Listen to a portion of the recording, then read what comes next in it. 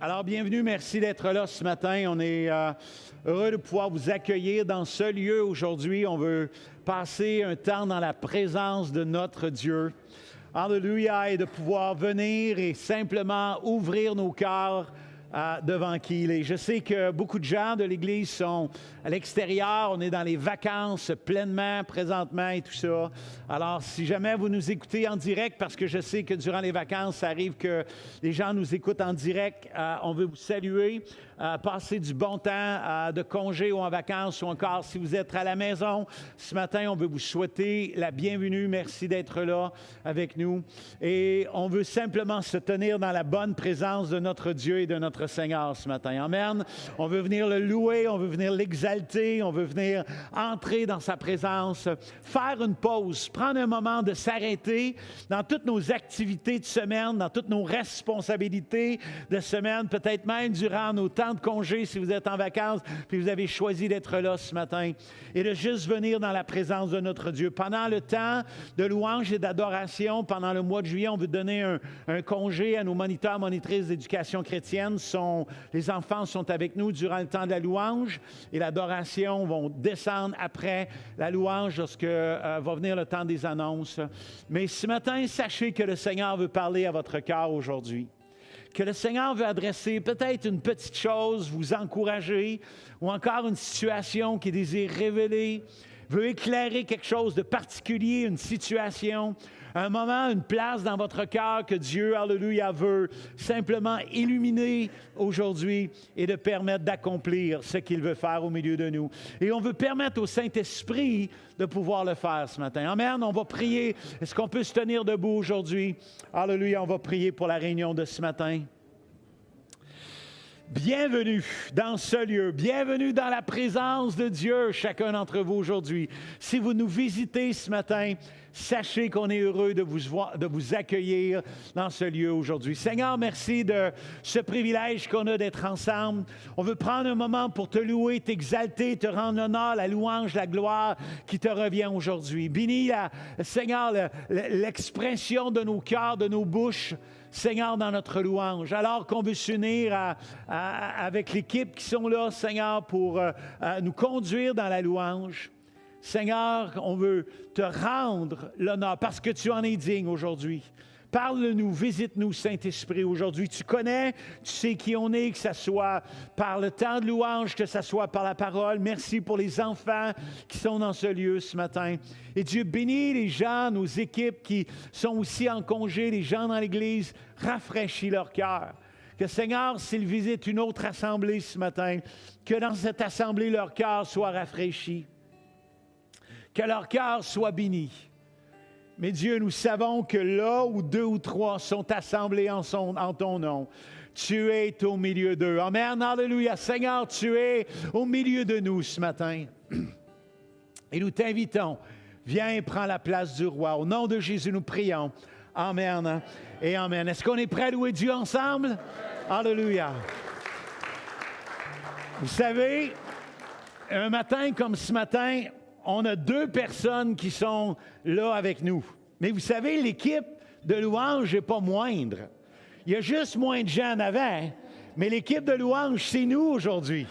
Alléluia, c'est nous qui venons pour adorer, pour louer et pour exalter Dieu. Alors, l'équipe de louange n'est pas moindre.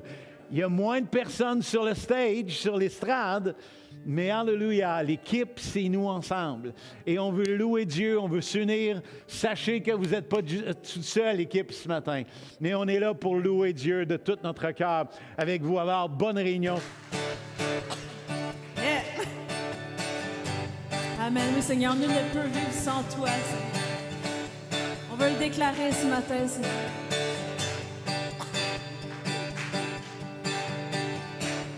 Nul ne peut vivre sans toi,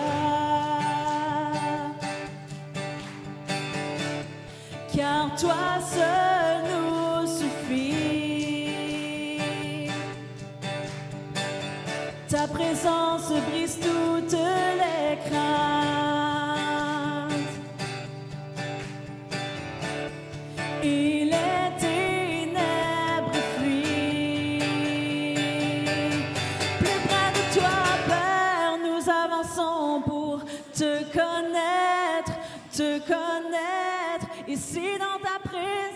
emmène-nous plus loin dans ta lumière. Tout prend vie.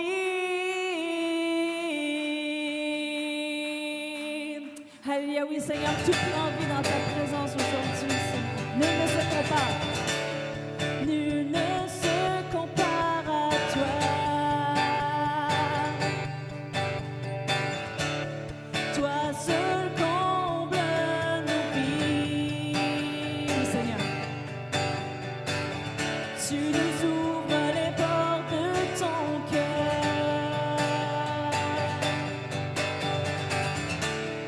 Ton amour nous envahit. Amen. Au plus près de toi, Père, nous avançons pour te connaître, te connaître. Ici dans ta présence, emmène-nous plus loin dans ta lumière. Tout prend vie. Oui, plus près de toi, Père, nous avançons pour te connaître, te connaître. Ici dans ta présence, emmène-nous plus loin dans ta lumière. Tout prend vie.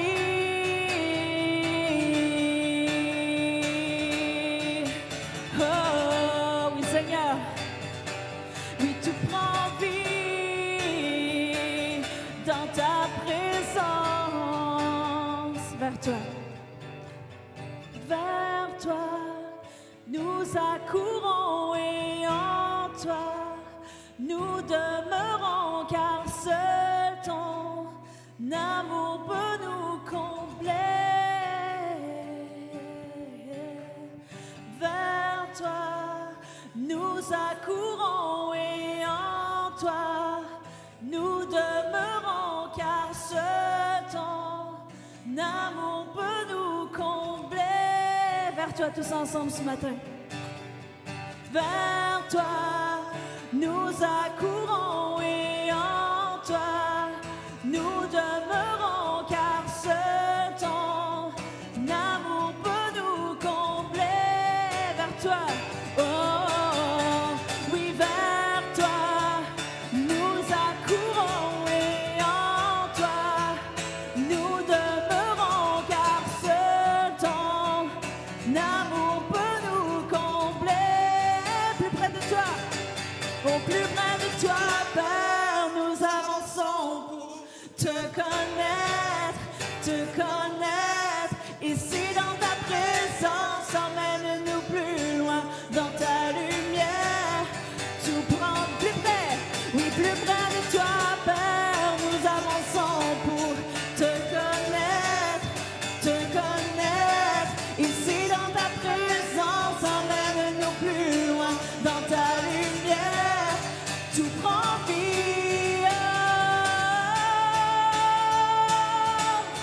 Oui, Seigneur, tout prend vie, Seigneur, dans ta présence.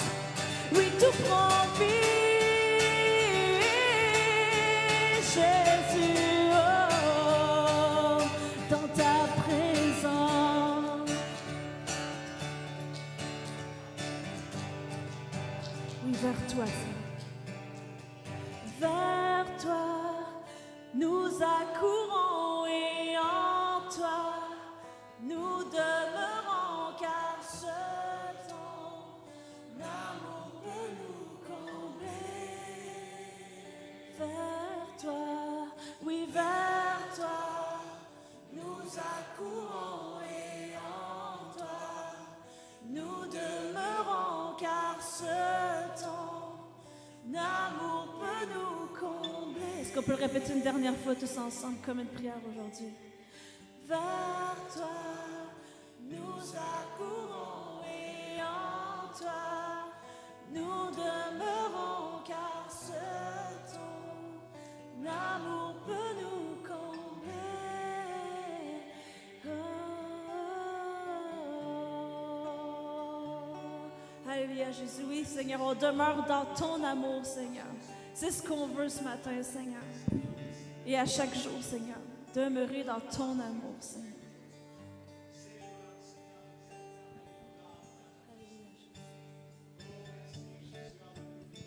Alléluia, Seigneur.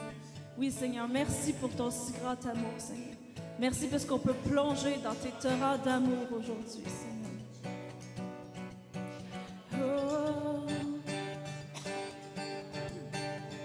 je viens plonger dans les torrents de ton amour pour moi. Je suis bercée par ta présence, m'enveloppant comme une vague. Ni la peur, ni la peur, ni les ténèbres, ni même la mort ne peuvent me séparer de ton amour sans fin pour moi. En ta présence, mes craintes s'enfuient, ton amour parfait les bannit. Oh, en ta présence, mes craintes s'enfuient, ton amour parfait les bannit. Je viens plonger, je viens plonger dans les torrents de ton amour pour moi. Je suis bercée par ta présence, m'enveloppant comme une vague. Ni la peur, ni la peur, ni les ténèbres, ni même la mort ne peuvent me séparer de ton amour sans fin pour moi. En ta présence, mes craintes s'enfuient, ton amour parfait les bannit. Oh, en ta présence, mes craintes s'enfuient, ton amour parfait les bannit. En ta présence, mes craintes s'enfuient, ton amour parfait les bannit. Oh, en ta présence, mes craintes s'enfuient, ton amour parfait les bannit. Amen. Émerveillé, émerveillé d'entendre ton cœur. Je veux vivre au rythme de tes battements. Émerveillé d'entendre ton cœur. Je veux vivre au rythme de tes battements. Émerveillé d'entendre ton cœur. Je veux vivre au rythme de tes battements. Émerveillé d'entendre ton cœur. Je veux vivre au rythme de tes battements. En ta présence, mes craintes s'enfuient, ton amour parfait les bannit. Oh, en ta présence, mes craintes s'enfuient, ton amour parfait les bannit. En ta présence, mes craintes s'enfuient, ton amour parfait les bannit. Oh, en ta présence, mes craintes s'enfuient, ton amour parfait les bannit. Émerveillé, émerveillé d'entendre ton cœur. Je veux vivre au rythme de tes battements. Émerveillé d'entendre ton cœur. Je veux vivre au rythme de tes battements. Émerveillé d'entendre ton cœur. Je veux vivre au rythme de tes battements. Émerveillé d'entendre ton cœur. Je veux vivre au rythme de tes battements. Alléluia, Jésus. Oui, c'est ce qu'on veut ce matin, Seigneur. On veut vivre pour toi, Seigneur. Oui, Seigneur. Viens, Seigneur.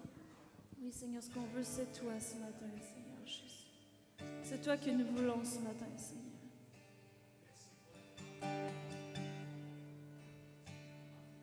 Merci, Seigneur, parce que, Seigneur, on sait que tu es ici ce matin, Seigneur. On sait, Seigneur, que, Seigneur, tu veux nous faire du bien, Seigneur. Tu veux rafraîchir notre âme, Seigneur. Tu veux guérir notre cœur, Seigneur, nous délivrer, Seigneur. Oui, Seigneur, que tu puisses être la source aujourd'hui, Seigneur. Qu'on puisse courir à toi, Seigneur. Qu'on puisse s'abreuver au torrent de tes délices ce matin, Seigneur Dieu. Alors qu'on est dans ta présence, Seigneur. Dans ta douce et bonne présence, Seigneur.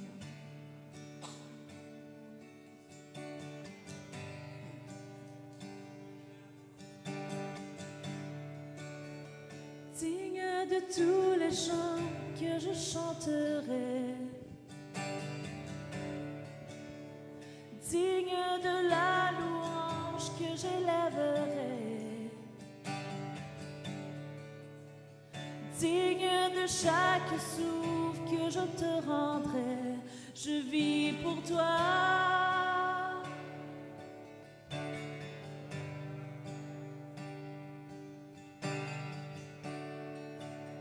Jésus, le nom au-dessus de tous les noms.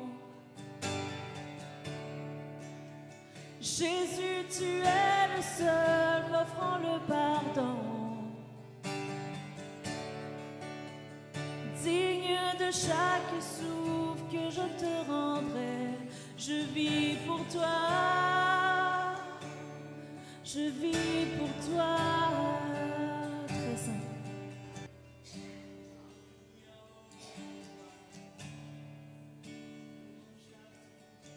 Je bâtirai ma vie sur ton amour, fondement inébranlable, et j'ancrerai ma foi en ton nom seul. Non, je ne tremblerai pas. Jésus, je ne tremblerai pas. Oh, je tremblerai pas. Oh, Jésus, et qu'on puisse élever nos voix vers lui et lui dire: oui, Seigneur, je veux ancrer ma vie sur toi, Seigneur.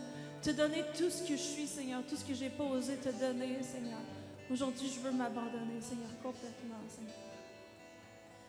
Hey, hey, Jésus, je ne tremblerai pas.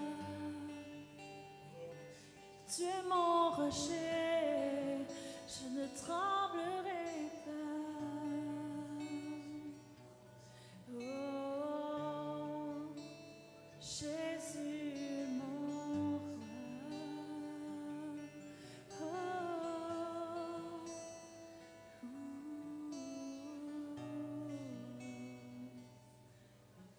tu es bon, Seigneur.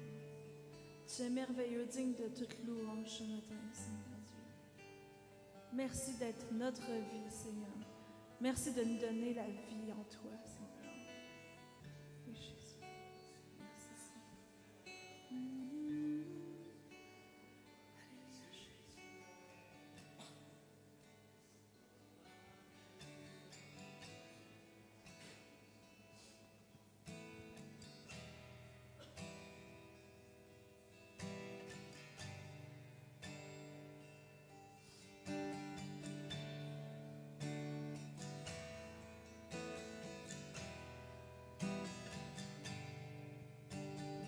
Toi, la lumière qui a vu nos ténèbres, ouvre mes yeux, je veux voir. Grâce et beauté que mon cœur adore, mon âme aspire après toi. Toi la lumière, encore une fois, tous ensemble. Toi la lumière qui a vu nos ténèbres, ouvre mes yeux, je veux voir. Grâce et beauté que mon cœur adore, mon âme aspire après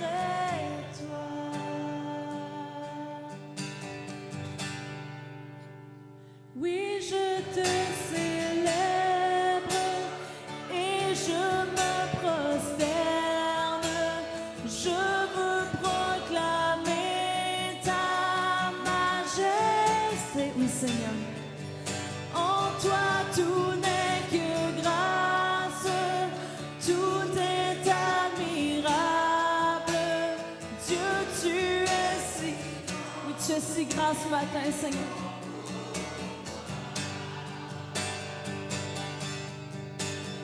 Roi de tout temps, vers toi vont nos hommages, la gloire au plus haut des cieux. Sur cette terre, tu t'es fait misérable, humble et petit par amour. Oui, je te célèbre. Oui, je te célèbre et je me prosterne. Je veux proclamer ta majesté. En toi tout n'est que grâce, tout est admirable. Dieu, tu es si grand et bon pour. Oui, je te célèbre tous ensemble. Oui, je te célèbre et je me prosterne. Je veux proclamer ta majesté. En toi tout n'est que grâce, tout est admirable. Dieu, tu es si grand et bon pour moi. Je ne saurais jamais le prix de tout ce que tu as subi. Je ne saurais jamais le prix de tout ce que tu as su. Je ne saurais tous ensemble.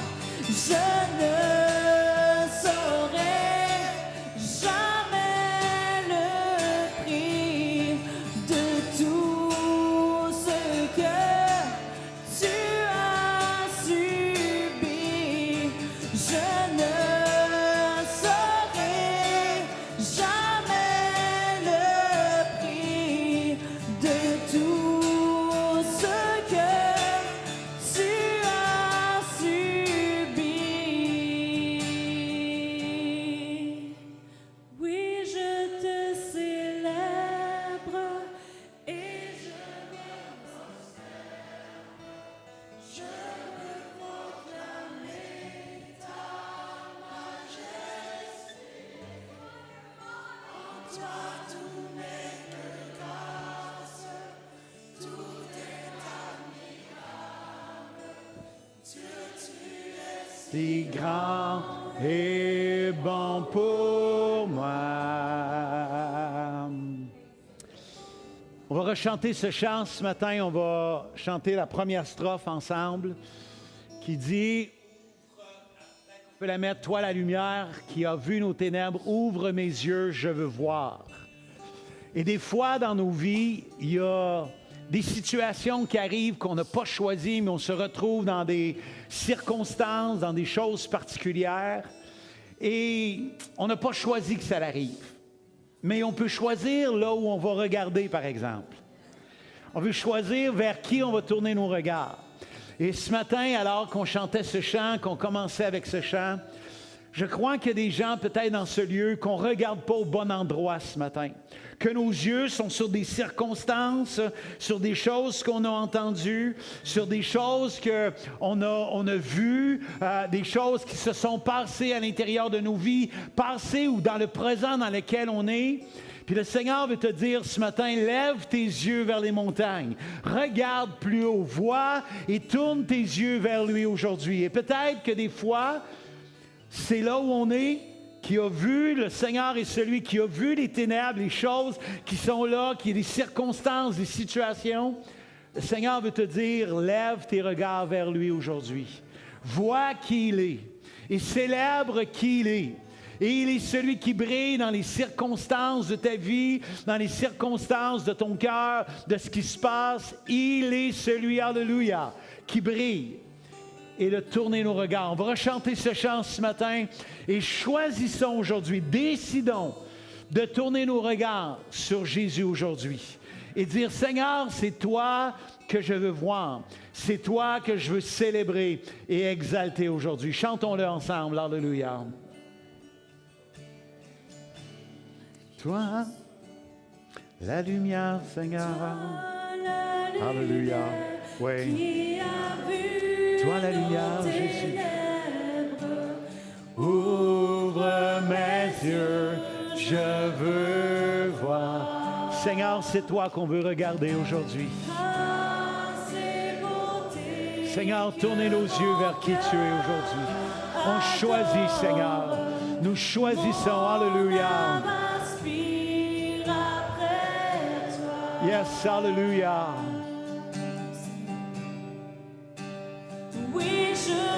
Et je célèbre ton nom. J'exalte ta grandeur. Alléluia. J'exalte qui tu es aujourd'hui. Mais ta majesté. Yes, alléluia. Seigneur, merci pour ta grâce.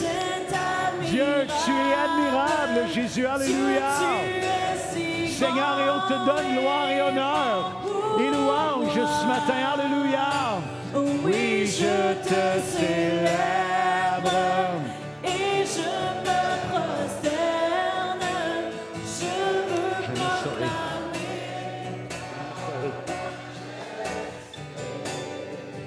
En toi tout n'est que grâce. Tout est admirable. Dieu, tu es si grand et bon pour moi. Je ne saurais, alléluia. Je ne saurais jamais le prix de tout ce que tu as subi.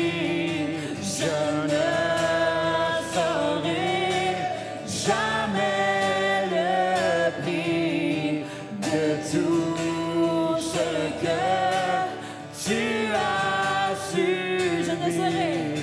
Je ne saurais jamais le prix de tout ce que tu as subi. Dernière fois, je ne saurais.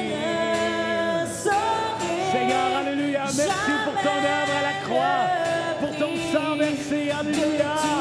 Merci pour ton œuvre, Seigneur, qui nous donne la grâce, la victoire, Seigneur, alléluia, la paix, la joie, qui nous donne ce dont nous avons besoin.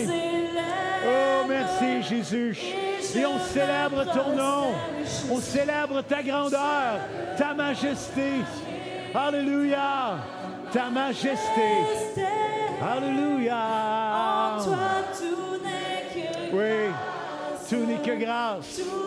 C'est admirable, Seigneur. Alléluia. Et bon pour moi. Une dernière fois ensemble. Oui, Je te célèbre et je me prosterne. Je veux proclamer ta majesté. En toi tout n'est que grâce, tout est admirable. Dieu, tu es si grand et bon pour moi. Est-ce qu'on peut juste donner une bonne main au Seigneur ce matin? Seigneur, c'est toi qu'on veut célébrer, qu'on veut louer, qu'on veut exalter. Alléluia! À qui on veut rendre honneur parce que tu es admirable. Tu es glorieux. Alléluia! Oh, tu es glorieux, Jésus. C'est toi qu'on veut voir dans nos vies. C'est toi qu'on veut voir dans nos vies, Seigneur. Oh, merci, Jésus. Ce matin, je vais aller dans une pensée qui est le titre que j'ai donné, plusieurs chemins vers le succès, mais un seul chemin pour la vie éternelle. Ma pensée de base est que chacun d'entre nous, on est appelé à vivre du succès à l'intérieur de nos vies sur cette terre. Qu'en fait, et le chemin du succès n'est pas le même. De la réussite de nos vies sur cette terre n'est pas nécessairement la même. Pourquoi? Parce qu'on n'est pas tous appelés à la même chose. On n'est pas tous appelés au même accomplissement. Même les disciples n'avaient pas tous le même chemin du succès. Je vais définir le succès dans un instant. Mais ils n'étaient pas tous appelés à la même chose. Ils étaient appelés à servir Dieu, mais le succès dans leur vie était différent. Le succès de Pierre, le succès de Jean, le succès de Paul et de d'autres personnages dans la Bible, autant dans l'Ancien Testament que dans le Nouveau Testament, n'était pas nécessairement le même. L'accomplissement n'était pas le même. Ils n'accomplissaient pas tous non plus dans un même temps donné. Dans un même siècle donné. Ils n'étaient pas tous dans un même endroit. Certains prophètes pouvaient être appelés davantage vers la tribu de Juda et de Benjamin, alors que d'autres, c'était les tribus d'Israël et tout ça. Alors, ils étaient à accomplir, ils accomplissaient, ils faisaient, mais chacun d'entre eux était appelé à servir et à accomplir. Je vais nous dire ce matin que nous sommes créés, vous avez été créés, pour réussir à l'intérieur de vos vies. Nous avons été créés pour le succès. Il y a quelque chose qui me frappe et ce matin, probablement, je ne vous apprendrai rien, mais je veux nous rappeler certaines choses. Mon but aujourd'hui n'est pas de vous apprendre certaines choses, mais plutôt de nous rappeler à certaines choses et certains buts pour lesquels Dieu nous a placés sur cette terre. Alors, on a été créé pour le succès. Jérémie a toujours ce personnage, ce jeune homme. Dieu va lui parler dans Jérémie chapitre 1, verset 4. Et ça dit, la parole de l'Éternel me fut adressée en ces mots. Avant que je t'eusse formé dans le ventre de ta mère, je te connaissais. Et avant que tu fusses sorti de son sein, je t'avais consacré et je t'avais établi prophète des nations. Je répondis au Seigneur éternel, voici, je ne sais point parler. Tu iras vers tous ceux auprès de qui je t'enverrai et tu diras tout ce que je t'ordonnerai. Ne les crains point, car je suis avec toi pour te délivrer, dit l'Éternel. Puis l'Éternel étendit sa main et toucha ma bouche. Et l'Éternel me dit, voici, je mets mes paroles dans ta bouche. Ce texte-là révèle bien et nous montre bien. Vous savez, tantôt, je vais parler des fois la pression que la société peut nous mettre en fonction de certains succès. Et on voit bien cela ici de ce que Dieu se révèle à Jérémie. Je pense que ce texte-là nous encadre bien, nous donne une image très claire de ce que l'on a été créé pour le succès. Et de ce que Dieu nous appelle. Le texte dit « avant ». Et lorsqu'on parle d'avant, c'est avant même qu'il a été formé, avant même que ses parents, avant même que des gens aient pensé. Le texte dit « avant tout cela, Dieu était celui qui avait vu, qui avait planifié ce jeune homme ou cet homme Jérémie. Avant même qu'il soit formé, avant même qu'il soit créé, qu'il ait été formé dans le ventre de sa mère, Dieu le connaissait. Et le mot « connaître » ici, je vous parle quelquefois de ces mots dans l'hébreu, et c'est le mot « yada » qui est vraiment de connaître précisément. Il y a vraiment une pensée importante de la connaissance de Dieu dans la vie de ce jeune homme. Je veux que tu saches, et je le dis souvent cette pensée-là, parce qu'elle est importante d'enraciner cela à l'intérieur de nos cœurs et de nos vies. Dieu nous connaît bien. Il dit dans le texte, il y a un savoir, il y a une connaissance, connaître dans la pensée d'un savoir exact, précis. Alors, lorsque la Bible dit que Dieu connaît même le nombre de cheveux que l'on a sur notre tête, Dieu nous connaît bien.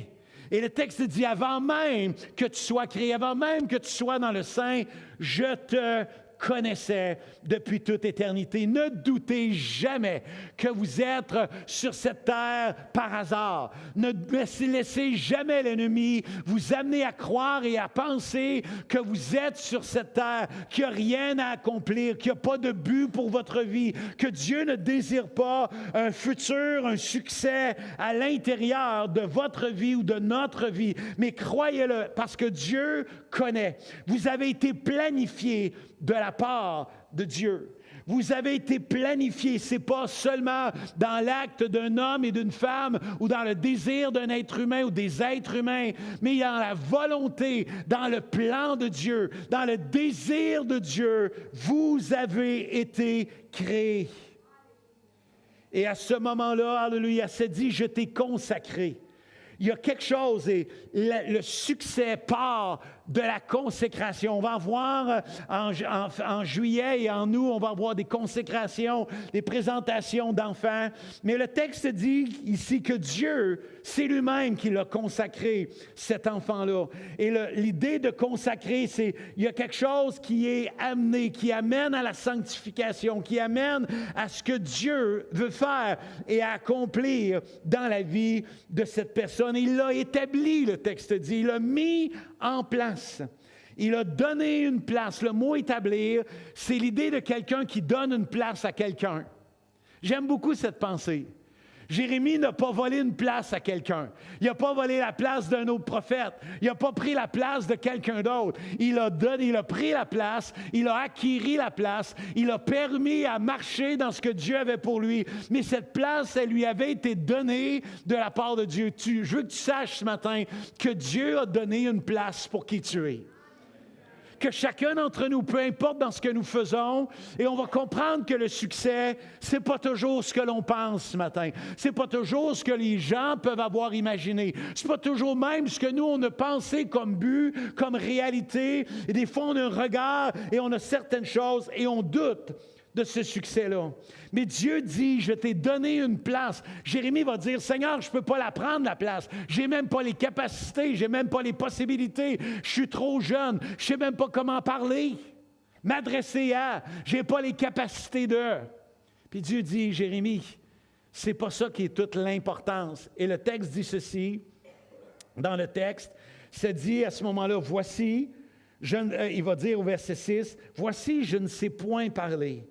Mais le verset 9 dit ceci, puis l'Éternel étendit sa main et toucha ma bouche.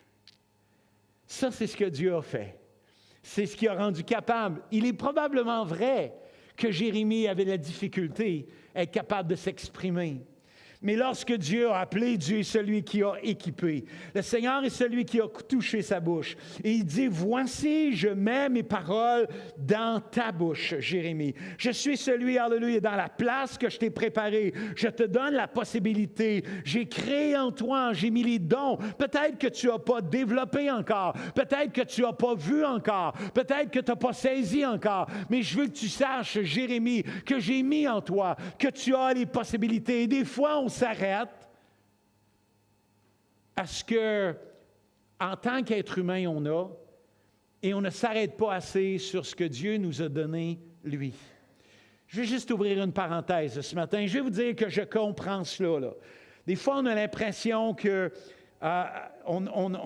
les gens sont d'une certaine chose, mais en fait, quelquefois, ils ont eu bien des défis dans leur vie auparavant, avant d'être ce qu'ils sont en train d'accomplir. Et ça, c'est vrai pour Jérémie dans le texte. Mais vous savez, des fois, on se met des limites qui nous mènent. Par exemple, une bonne limite, c'est la gêne. « Ah, je suis trop gêné. Je ne suis pas capable de parler en public.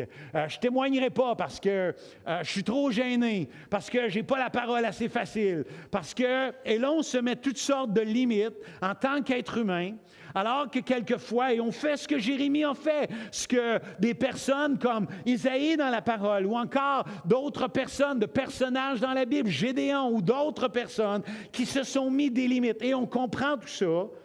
Mais quelquefois, je veux nous dire que le Seigneur veut nous amener à dépasser ces limites-là. Et c'est ce que Dieu est en train de faire avec Jérémie. Si Dieu t'appelle à partager la bonne nouvelle, fais-le. Il va mettre sa parole dans ta bouche. Si le Seigneur t'appelle à accomplir, à faire quelque chose et même accomplir physiquement quelque chose, si Dieu le met à ton cœur, le Seigneur est celui qui te rendra capable de le faire. Alors, il te connaissait, il avait le savoir de Dieu pour qui tu es, mais il est celui qui t'a outillé.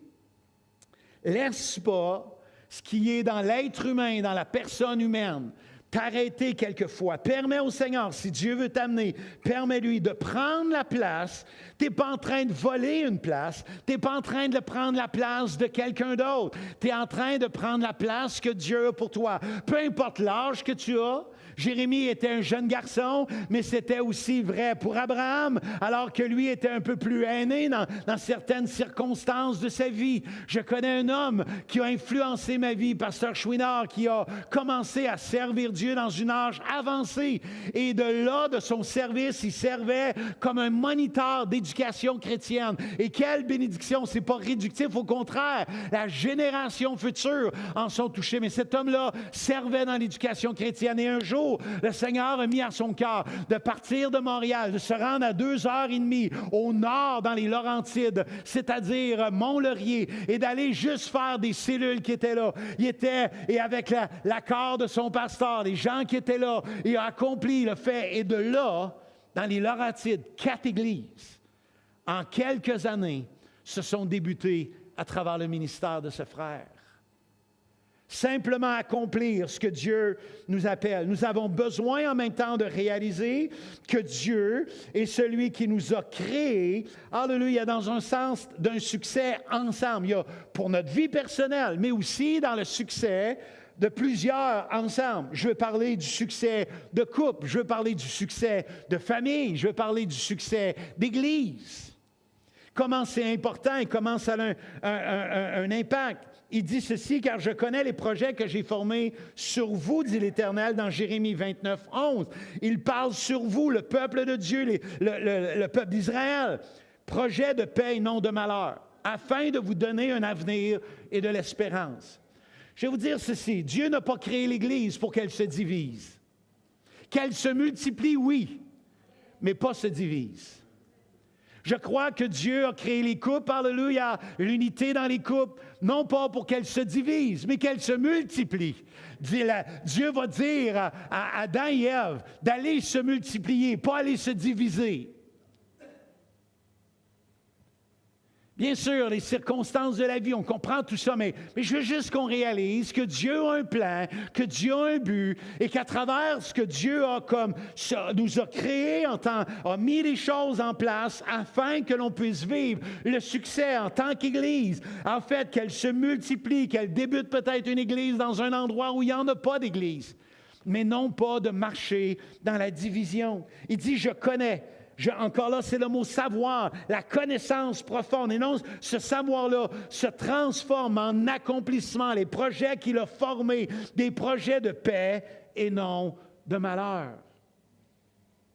Les jeunes couples dans cette Église qui prévoient se marier ou encore qui se sont mariés, je vais vous dire que Dieu a préparé pour vous des projets de paix et non de malheur. Des aînés dans cette Église qui sont rendus dans un âge avancé, ceux qui sont à la maison, qui ont même quelquefois de la difficulté à se déplacer. Je vais vous dire que Dieu a encore des projets de paix et non de malheur. Quelque chose dans ce texte ici qui est vraiment intéressant, où Dieu parle à Jérémie à propos de son peuple qui ont été amenés en déportation. Dans le contexte dans lequel on se retrouve, à cette époque-là, le royaume de Juda avait été vaincu par les Babyloniens et beaucoup de Juifs avaient été déportés de Jérusalem.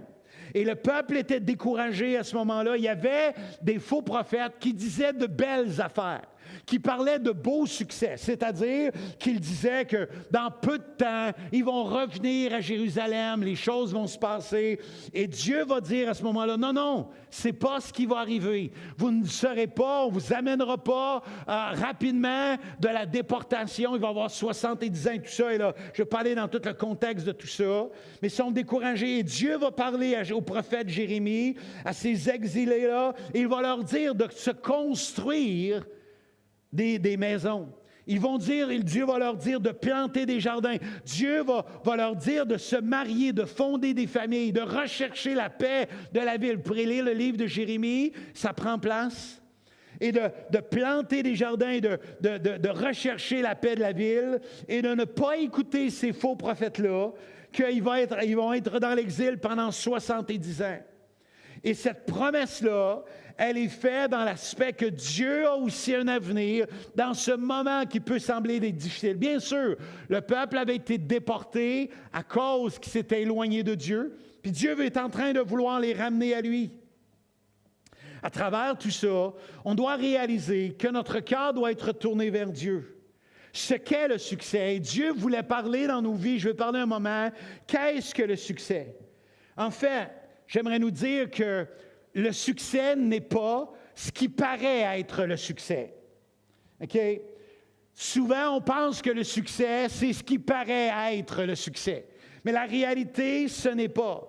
Le paraître dans le monde dans lequel on est tellement important. Dans notre société, le paraître est tellement important. Ça là, c'est souvent ce qui va conduire, c'est souvent ce qui va diriger. Puis c'est bien que l'on ait la réputation et on comprend tout cela, là, OK? Mais il faut réaliser que le paraître n'est pas gage que les gens vivent le succès. Alors que l'on se retrouve et on a besoin de faire attention, de ne pas tomber dans ce piège-là, de vouloir paraître en faisant penser que l'on vit le succès, alors qu'au contraire, de laisser paraître que nos maisons vont bien, alors que notre couple est en train de s'effriter et de se détruire. Que tout semble être bon, que tout semble être correct, mais la réalité, c'est que tout semble s'effriter, le paraître, les choses, notre monde, ce que les choses ont l'air et tout ça. Vous savez, je vais vous dire ceci, qu'il est possible même de tomber, de s'engager, je vais le dire de cette manière-là, dans un paraître religieux. Et c'est facile. C'est facile de tomber dans un paraître religieux. Après que l'on a 20 ans, 30 ans, 40 ans de vie chrétienne, ça semble facile de sortir une phrase, toute faite un peu d'avance, qui fait qu'on s'en sort dans un beau paraître, mais que la réalité, c'est qu'en dedans, ça, c'est pas le succès. Qu'en dedans, c'est pas quelque chose qui va bien.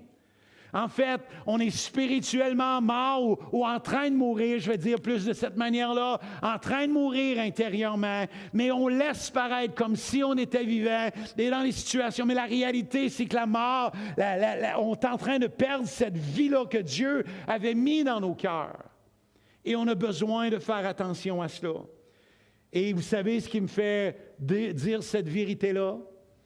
C'est le Seigneur est celui qui va révéler ça à un groupe de personnages dans le Nouveau Testament, qui est les scribes et les pharisiens. Il va adresser, non pas qu'il ne faisait pas, il n'y avait pas des choses qu'il faisait bien, mais il va parler, je vais dire, des paroles assez dures à leur égard. Non pas que Dieu n'appréciait pas l'aspect de ces hommes. Je vais vous dire que, et je ne veux pas aller dans tout l'aspect de l'historique, mais les pharisiens et les scribes n'existaient pas avant les 400 ans entre l'Ancien Testament et le Nouveau Testament.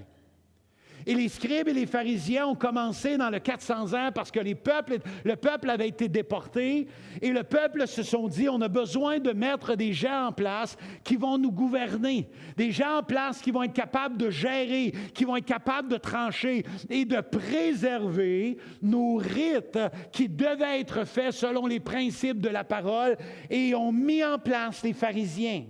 Et les pharisiens étaient de ceux qui jugeaient, qui prenaient des décisions, qui voyaient à trancher dans certaines choses et qui voyaient à ce que les choses des autres nations, des autres peuples, qui aient d'idoles ou autres, de lois, des valeurs, ne soient pas enseignées et qu'il puisse le peuple être préservé. Et ont décidé de mettre en place, OK, maintenant, on n'a plus le temple, on n'a plus tout ça, alors on aura besoin d'avoir des scribes.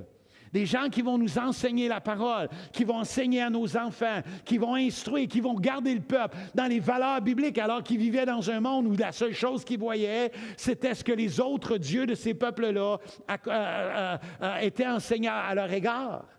Alors ils ont dit, on va mettre des scribes en place.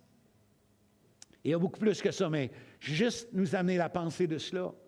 Mais 400 ans plus tard, ces pharisiens, Jésus va dire dans Matthieu chapitre 23, verset 27, « Malheur à vous, scribes et pharisiens, hypocrites, parce que vous ressemblez à des sépulcres blanchis, qui paraissent beaux dehors et qui au-dedans sont pleins d'ossements, de morts et de toute espèce d'impureté. » Pourtant, c'était des gens qui faisaient bien, qui faisaient certaines choses, mais à l'intérieur d'eux, ils étaient dans le paraître. Leur vie était devenue dans ce qui semblait être le succès, mais qui n'était pas le succès, mais qui, au contraire, amenait leur vie ou les amenait dans une dimension de leur vie qui était dans l'hypocrisie.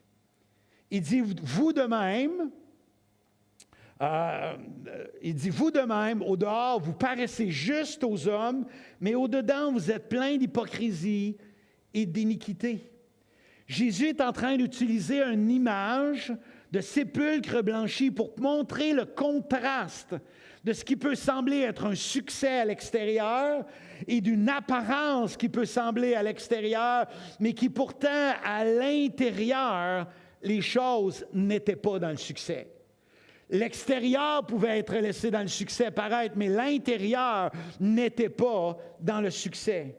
En fait, il va parler du principe de l'hypocrisie qui correspond non pas à être le succès de Dieu. L'hypocrisie n'est pas le succès de Dieu. Alors, lorsqu'on regarde cela, on a besoin de réaliser toute cette importance-là. Alors, je veux juste mentionner que le succès, cette pensée-là nous donne de voir que ce qui paraît être le succès ne veut pas dire que c'est le succès.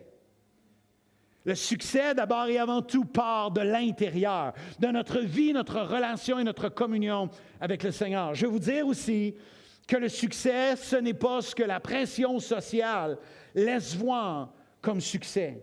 Ici, on peut parler de pression sociale dans l'attente des gens qu'ils considèrent une forme de succès à travers ce qu'eux considèrent être la réussite de leur vie. Souvent, cela est basé sur la notoriété, va être basé sur ce que l'on a l'air, l'argent, sur nos possessions, sur les choses que les gens vont regarder. Et vous savez, la Bible n'est pas contre quelqu'un qui a financièrement été à l'aise ou a même plus que d'être à l'aise. On est reconnaissant et on bénit Dieu pour tout cela. Et le Seigneur est celui qui le fait. Le Seigneur est celui qui est bien. Je dis souvent que si quelqu'un a une Lamborghini, je vais me réjouir avec lui, surtout s'il me fait faire un tour. Alors, on se réjouit pour tout cela, mais la réalité, c'est que souvent, et la réputation, les gens, les personnes fixent le succès sur ce que l'œil voit, le regard voit, sur ce que les gens peuvent avoir l'air. Et il y a une pression sociale. Il y a des gens qui s'endettent parce qu'ils veulent avoir quelque chose que le voisin a, que quelqu'un dans la famille a. Qu'est-ce qu'on va avoir l'air? Qu'est-ce qu'ils vont dire? Puis là, on s'engage dans des choses. Les gens vont s'engager. La pression sociale dans notre monde est importante. Mais je vais vous dire ceci, je vais vous montrer dans la parole comment on doit faire attention à cela. Je vais vous donner 2 exemples dans la Bible. La première est Jean-Baptiste. Quand tu regardes Jean-Baptiste, de sa vie, tu n'as pas l'impression que c'est quelqu'un qui vit le succès. OK? Ça nous dit, par rapport à Jean-Baptiste, Matthieu 11, verset 7, et quand on regarde au regard social, ça dit, comme il s'en allait, Jésus se mit à dire à la foule au sujet de Jean, « Qu'êtes-vous allé voir au désert? Un roseau agité par le vent? Mais qu'êtes-vous allé voir? Un homme vêtu d'habits précieux? Voici ceux qui portent des habits précieux sont dans les maisons des rois. » En fait, Jésus est en train de dire ceci. Il est en train de parler de cet homme-là. On sait, Matthieu 3, 4 le spécifie, qui est habillé de vêtements de poils de chameau. Il y avait une ceinture de cuir à ses reins. Il se nourrissait de sauterelles, pas de caviar, pas d'affaires, puis c'est rien. Ça aurait été possible. Mais il se nourrissait de sauterelles et de miel sauvage. Alors, quand tu allais au désert voir cet homme, je pense que pas beaucoup d'hommes, personne, homme ou femme, voyait le succès chez la vie de cet homme. Est-ce qu'on est d'accord? Pourtant, cet homme vivait le succès. Jésus va parler de cet homme comme s'il vivait le succès. Matthieu 11,9 va dire, « Qu'êtes-vous allé voir? » OK? « Qu'êtes-vous allé voir? Un prophète? Oui, je vous dis, oui, vous dis-je, et plus qu'un prophète. » Et là, Jésus est en train de parler de cet homme. Car c'est celui dont il est écrit. Et voyez-vous, en fait, je dis une pensée que je vais mentionner dans un instant. Jésus révèle, c'est quoi le succès? Le succès, c'est vivre dans ce que Dieu nous a appelés à faire. C'est ce que Dieu a prévu pour nos vies. Et il dit ceci, alléluia, c'est celui dont il a été écrit, que Dieu connaissait bien d'avance dans l'Ancien Testament, savait que Jean-Baptiste serait là, quelqu'un avec un habit de peau, en peau de chameau, quelqu'un qui mangerait des sauterelles, quelqu'un qui avait l'air pas dans la réussite au désert, mais qui pourtant était dans le succès. Il dit, voici, j'envoie mon messager devant ta face pour préparer ton chemin devant toi. Voici le succès pour Jean-Baptiste. Je vous le dis en vérité, parmi ceux qui sont nés des femmes, il n'y en a pas paru de plus grand que Jean-Baptiste. Est-ce que Jésus est en train de dire que Jean-Baptiste est un homme de succès? Bien sûr que oui, alléluia! Il parle d'un homme de succès. Cependant, le plus petit dans le royaume des cieux est plus grand que lui. Dieu dit, j'envoie. Jésus va dire, j'envoie. J'ai ordonné, j'ai appelé, j'ai demandé à cet homme d'aller. Et vous savez, il y a un bel exemple. Il est intéressant de comprendre, et le texte va dire que le plus petit est plus grand que Jean-Baptiste. Je veux dire ceci, alléluia. Ce que le Seigneur est en train de dire, c'est encourageant. Je n'ai pas l'impression que je peux me comparer à cet homme. Je n'ai pas l'impression que je peux m'identifier dans la portion de qui il est. Je peux apprendre de qui est Jean-Baptiste. Il m'enseigne des choses, m'apprend des choses. Mais je suis réconforté du fait que Jésus va dire, le plus petit dans le royaume de Dieu, c'est la petite fille qui chantait, louait le Seigneur ce matin. Que Dieu a un appel, un succès pour sa vie. C'est nos enfants, c'est nos aînés qui semblent accomplir peu de choses parce que la santé n'est plus aussi là qu'elle devrait ou qu'elle était auparavant, je dirais. Je vais vous dire ceci, peu importe l'âge dans lequel on est, si on est en train d'accomplir le plan et l'appel de Dieu pour nos vies, que si c'est de rester à la maison, de prier, d'intercéder, alléluia, pour celui qui va emmener la parole le dimanche matin, pour l'équipe de louange qui va avoir un petit peu de misère avec sa guitare avant, puis ça va mettre un peu plus de pression, puis un peu plus d'affaires qui est là, puis tout allait bien avant, tout était correct avant. Si c'est de prier, si c'est d'intercéder, pour nos enfants à l'intérieur de l'Église qui suivent Christ, sachez, vous êtes en train de vivre le succès à l'intérieur de votre vie et de votre cœur, parce que le plus petit, peu importe comment vous vous sentez ce matin, peut-être vous dites, Pasteur, je suis le plus petit dans cette Église. Je suis le plus petit, le moindre dans ma famille. Il me semble que je suis celui qui fait le moins, celui qui a le moins de talent, qui a le moins de capacité. Je veux dire que si tu fais ce que Dieu te demande, tu es en train de vivre le succès et que Dieu est en train de te donner d'accomplir. Alléluia, et que tu es aux yeux de Dieu plus grand que tout ce que tu pourrais accomplir. De l'opposé, il y a ce jeune homme riche.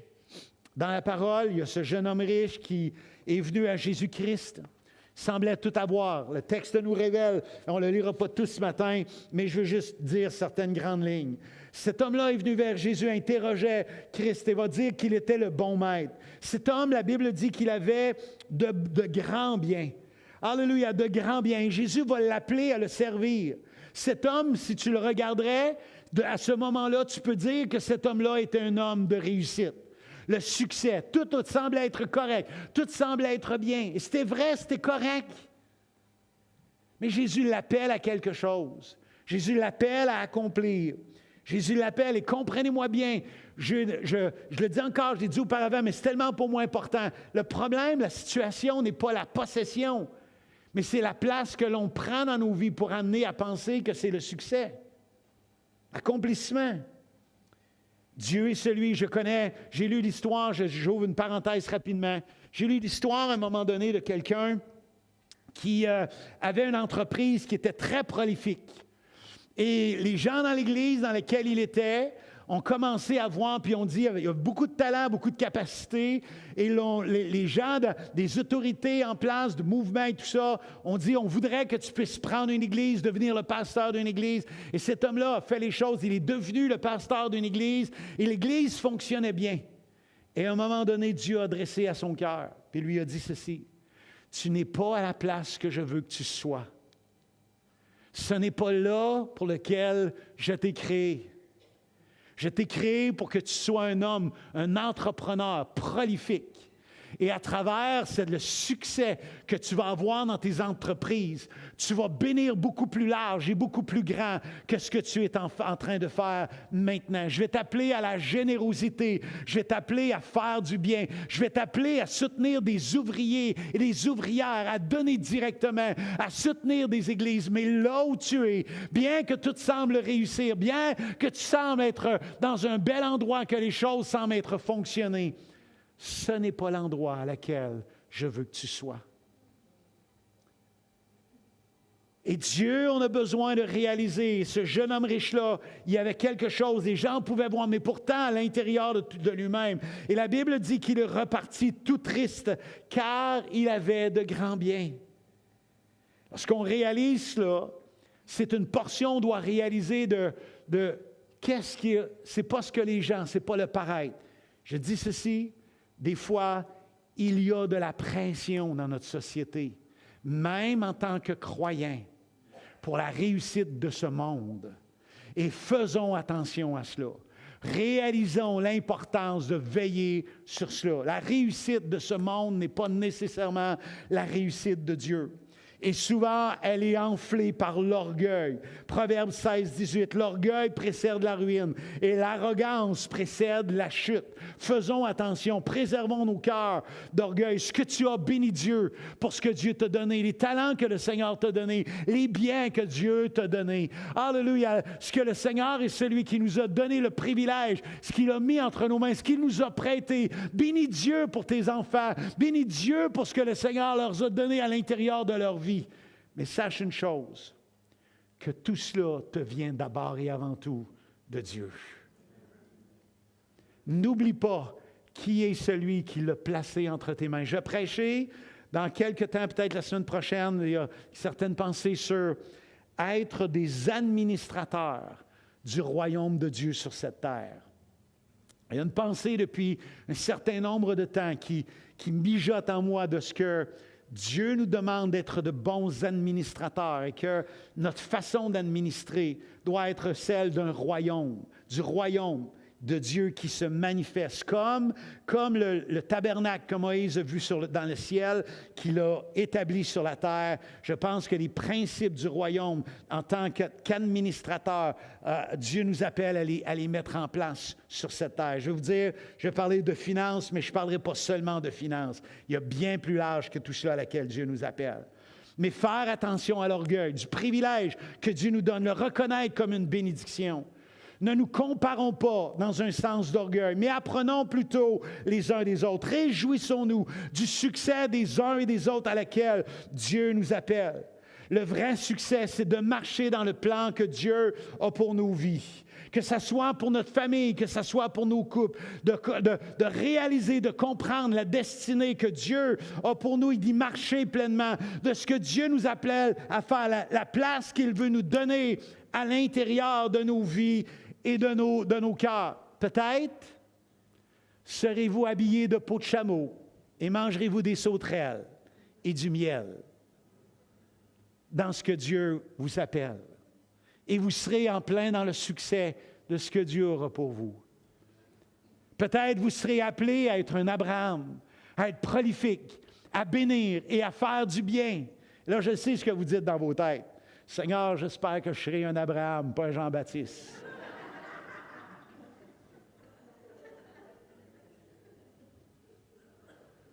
On veut tous être des Abrahams.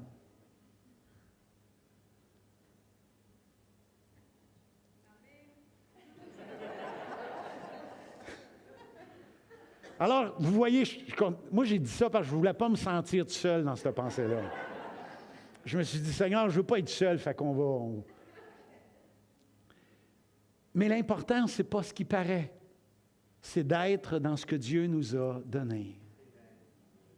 Dans ce que Dieu t'appelle pour ta vie, mon frère, ma sœur. Et je veux que tu saches aujourd'hui que peu importe le vêtement que tu as sur ta vie, un jour, Élie a jeté sur son manteau, le revêtu d'un manteau qui était le sien. En fait, Dieu est celui, alléluia, qui a fait d'Élisée le prophète qu'il était. Et il a accompli beaucoup plus grand que ce qu'Élie a fait. Un jour, Isaac est celui qui est devenu le fils de la promesse, dans la continuité des choses. Alors qu'Abraham a eu la promesse, de là où Dieu l'a demandé de quitter, de partir, de ce que Dieu lui donnait pour route, pour endroit. Ce n'était pas Charan, c'était Canaan. Mais ce n'est pas lui qui en a habité, c'est Josué et les fils, plusieurs années plus tard. Et à travers ça, on a besoin de réaliser, de comprendre que, et je vais prendre un proverbe,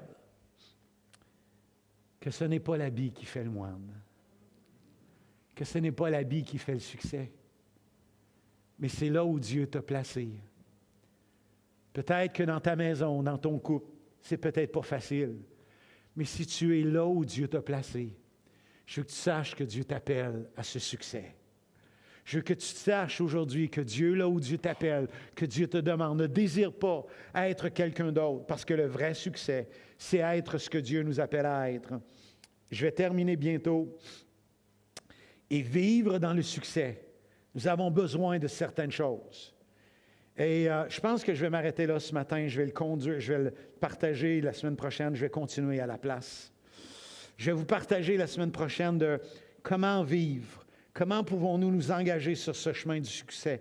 Je vais vous parler d'un homme qui est vu dans le monde. Vous l'avez probablement vu, sur ce que je semble comprendre, dernièrement, peut-être à la télévision, dans la FIFA, de ce que vous êtes en train de voir à la Coupe du Monde. Je vais vous parler d'un homme qui a choisi de vivre le succès de Dieu et comment ça l'a amené dans une décision majeure.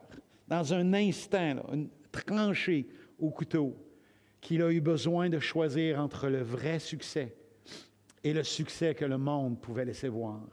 Et comment Dieu l'a amené souverainement dans une journée, dans une décision qu'il a eu besoin de choisir.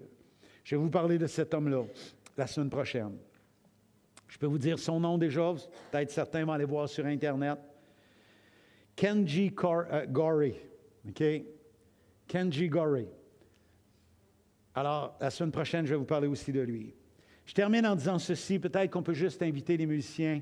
On va, ou peut-être non, on va juste se tenir debout ensemble. Je vais alors avancer.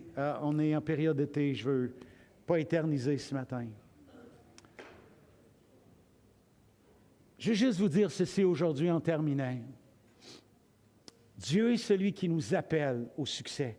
Je vais vous parler aussi la semaine prochaine qu'il y a plusieurs chemins du succès. Le mien, ce n'est pas le même que mon frère qui est là. Ce n'est pas le même que ma sœur.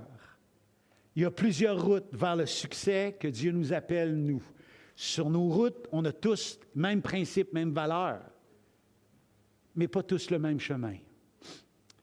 Mais il y a un seul chemin qui nous mène à la vie éternelle. Et comment ce chemin-là va influencer notre chemin de succès ici-bas. Mais comment à l'intérieur de nos vies, je termine ce matin en disant ceci. Peut-être que tu es dans ce lieu aujourd'hui. Et peut-être que des fois tu dis, OK, je me sens le plus petit d'entre les petits. Peut-être que tout ce que tu peux sembler accomplir et faire peut avoir pas les résultats que tu aimerais voir. Je veux dire qu'on parle de Jérémie, hein? Mais Jérémie, dans la parole, a été appelé à amener le peuple à la repentance pour qu'il ne soit pas déporté. Mais pourtant, il l'a fait, il a prêché, il a amené le peuple à vouloir les amener à la repentance et tout ça. Puis je vais vous dire que Jérémie n'a pas réussi. Il a réussi à faire ce que Dieu l'a appelé à faire. Mais le peuple ont continué dans leur péché, ils ont été déportés. Tu peux regarder la vie de Jérémie en disant, Dieu, tu l'as appelé, il l'a fait, et cet homme va dire, pour t'obéir, je n'ai pas refusé d'être pasteur. Je l'ai fait. Mais la réussite, le succès de Jérémie n'a pas été dans le résultat, mais dans l'obéissance. Et vous allez voir que ça, c'est un point important, que ça commence, ça part de là, de notre obéissance à marcher dans ce que Dieu nous a donné. Jean-Baptiste est celui qui est allé jusqu'à la mort.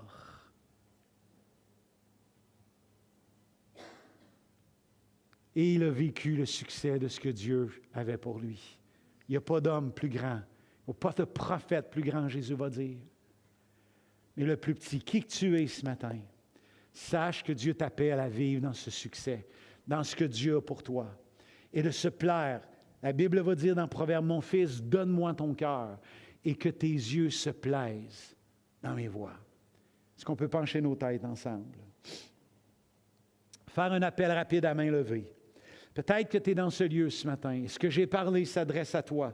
Peut-être de ce que tu ressens à l'intérieur de ton cœur et de ta vie. De comment tu te vois peut-être d'un mauvais regard sur ta vie. Peut-être même tu réalises à travers ça que peut-être le succès a pris selon les principes, les valeurs de ce monde. Peut-être selon la pression sociale. T'a amené à marcher dans des directions et ce matin, tu comprends que ça ne peut pas être là. Et ce matin, tu aimerais qu'on puisse prier pour toi. J'aimerais juste que tu lèves ta main sans gêne si tu es dans ce lieu. Oui, merci. Merci beaucoup. Oui, merci. Merci, plusieurs mains. Merci beaucoup. Oui, merci de le faire. Quelqu'un d'autre, merci. Quelqu'un d'autre, soyez sans gêne.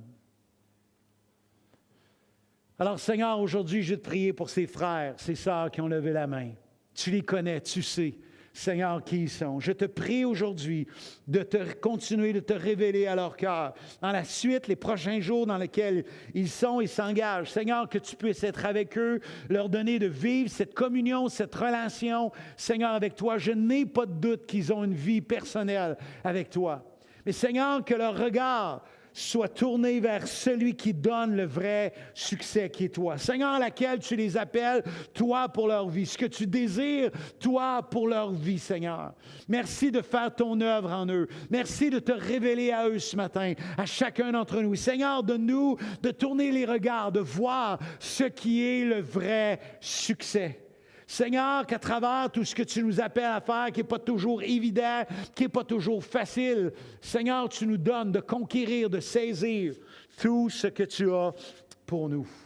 Seigneur, donne-nous de le vivre pleinement et entièrement, dans ce que tu veux et dans ce que tu désires pour nos vies. Parce que Dieu, nous avons été créés pour nous personnellement, pour le succès. Nos couples ont été créés pour le succès. Seigneur, nos familles, nos églises, Seigneur, ont été créés pour le succès.